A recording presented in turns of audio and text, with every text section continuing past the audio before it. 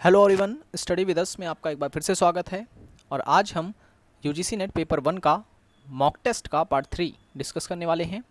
तो वीडियो पसंद आए तो लाइक ज़रूर करें और चैनल को सब्सक्राइब नहीं किया तो ज़रूर कर लें ताकि ऐसी ही वीडियो आपको डेली मिलते रहे।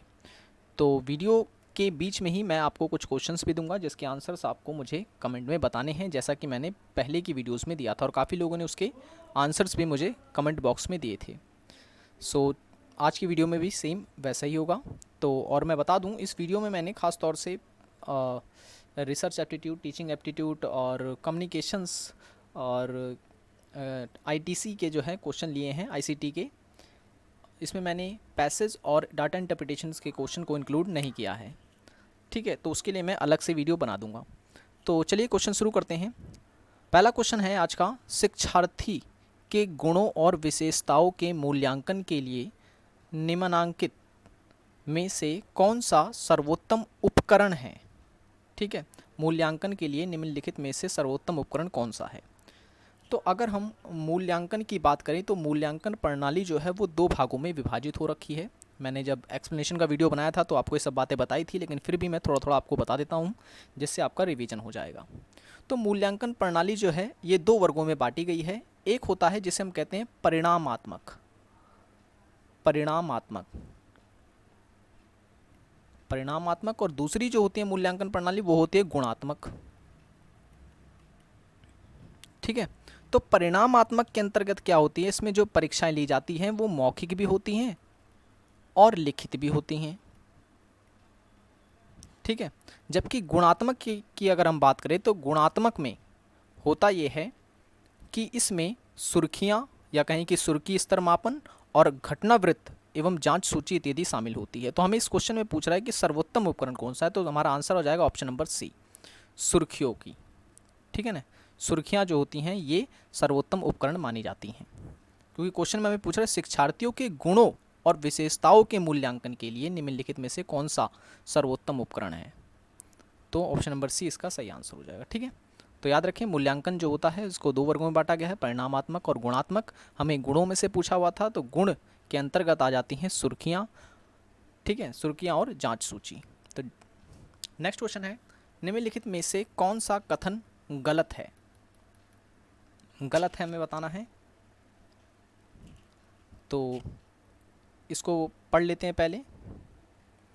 अपने सहसंबंधीय आंकड़े लिखने के लिए स्कैटर प्लांट का उपयोग करने से आपको संबंध की दिशा ज्ञात नहीं होती है। गलत है ये, पहला ही इसमें गलत है, तो हमारा आंसर यही है ऑप्शन नंबर ए। ठीक है ना, आगे हमें पढ़ने की ज़रूरत नहीं है।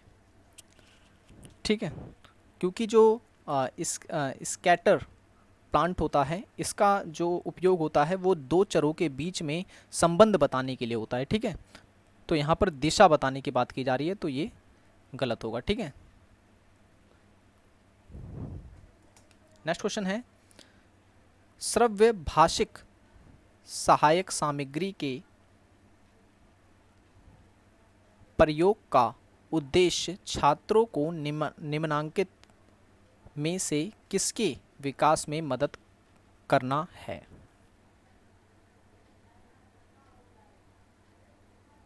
तो इसका सही आंसर होगा ऑप्शन नंबर डी, स्वर्ण और भाषण।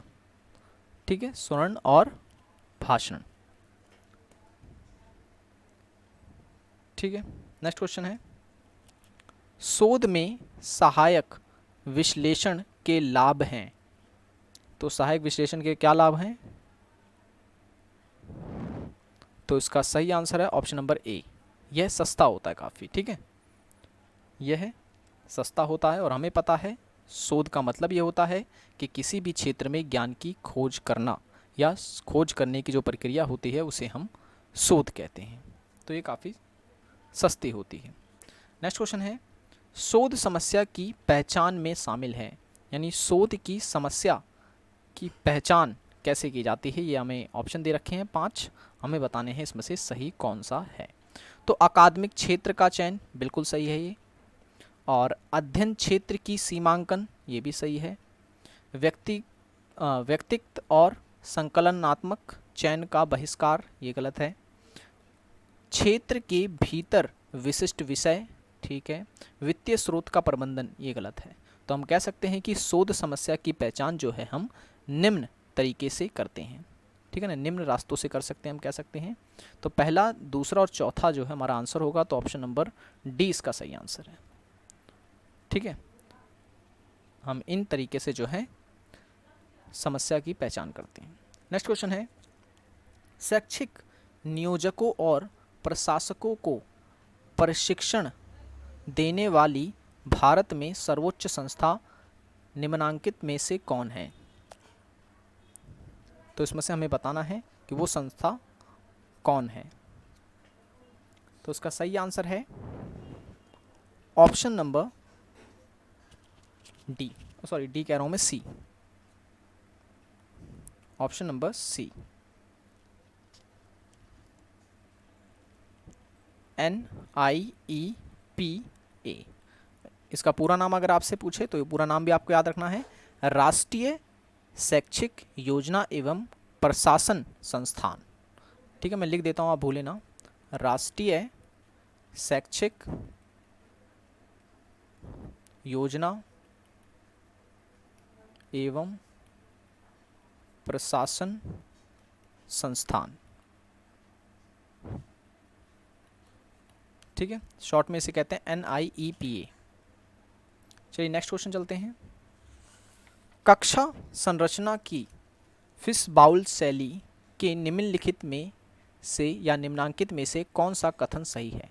फिश बाउल शैली, ठीक है ना। तो मैं बता दूं, ये जो फिश बाउल शैली है ये एक प्रकार की कह सकते हैं हम संवाद का एक रूप है, तो जिसमें हम जो बड़े बड़े विषय होते हैं उनकी चर्चा इसमें करते हैं।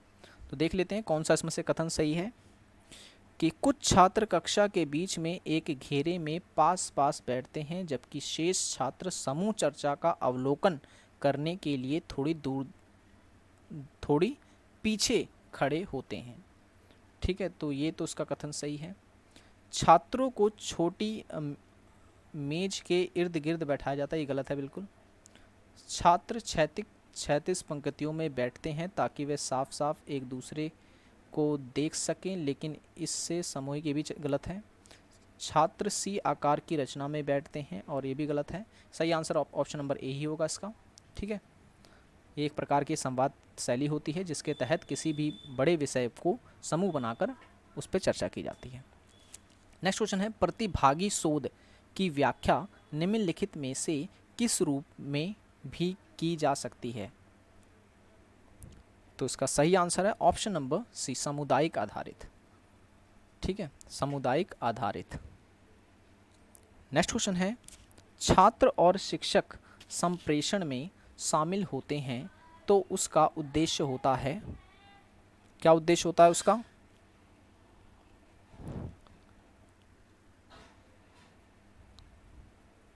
तो इसका सही आंसर है ऑप्शन नंबर डी, ठीक है। कौन कौन से? पहला, दूसरा और तीसरा। तो हम कह सकते हैं छात्र और शिक्षक संप्रेषण में शामिल होता है तो उसका उद्देश्य होता है कि अध्यय व्यवसायी क्रियात्मक संबंध विकसित करने के लिए, और दूसरा कक्षा में सहभागी परिवेश बनाने के लिए, और कक्षा के बाहर की अंतक्रिया में भाग लेने के लिए, ठीक है। नेक्स्ट क्वेश्चन है, किसी वैध निगमनात्मक तर्क में यदि आधार वाक्य सही हो तो निष्कर्ष कैसा होना चाहिए, ठीक है। तो यहाँ पे दे रखा है, तो इसका सही आंसर होगा, आई होप कि आपने आंसर गैस कर लिया होगा, ऑप्शन नंबर सी, निष्कर्ष अनिवार्यता सत्य होना चाहिए, ठीक है। नेक्स्ट क्वेश्चन है, एक कक्षा में प्रत्ययकारी संप्रेषण का उद्देश्य लोगों को एक विशेष प्रकार का या की डैश स्वीकार कराना होता है। तो इसका सही आंसर है ऑप्शन नंबर ए, अवस्था स्वीकार कराना होता है। नेक्स्ट क्वेश्चन है, कक्षा में प्रभावी संप्रेषण से क्या उपलब्धि होती है? कक्षा में प्रभावी संप्रेषण से क्या उपलब्धि होती है? वेरी सिंपल क्वेश्चन है ये। समस्या समाधान की रणनीति होती है इससे, गहन ज्ञान होता है इससे, और विस्तृत ज्ञान होता है, अनियंत्रित चर्चाएं, ये गलत है। लंबवित संप्रेषण, ये भी नहीं। तो हम तीन, पहला, दूसरा और तीसरा, ऑप्शन नंबर डी इसका सही आंसर है। ठीक है, कि कक्षा में अगर प्रभावी संप्रेषण होता है तो उससे हमें क्या उपलब्धि मिलती है या क्या प्राप्त होता है। तो उससे समस्या समाधान की रणनीति पता चल जाती है, और गहन ज्ञान प्राप्त होता है, और विस्तृत ज्ञान प्राप्त होता है। नेक्स्ट क्वेश्चन है, नीचे दो आधार वाक्य ए और बी दिए गए हैं, इनमें से 4 निष्कर्ष निकाले गए हैं। उस कूट का चयन कीजिए जो निष्कर्ष से उचित रूप से उद्धृत हैं। ठीक है, तो आधार वाक्य दे रखा है और यहाँ निष्कर्ष दे रखा है, तो ये रीजनिंग का है। ठीक है, ये रीजनिंग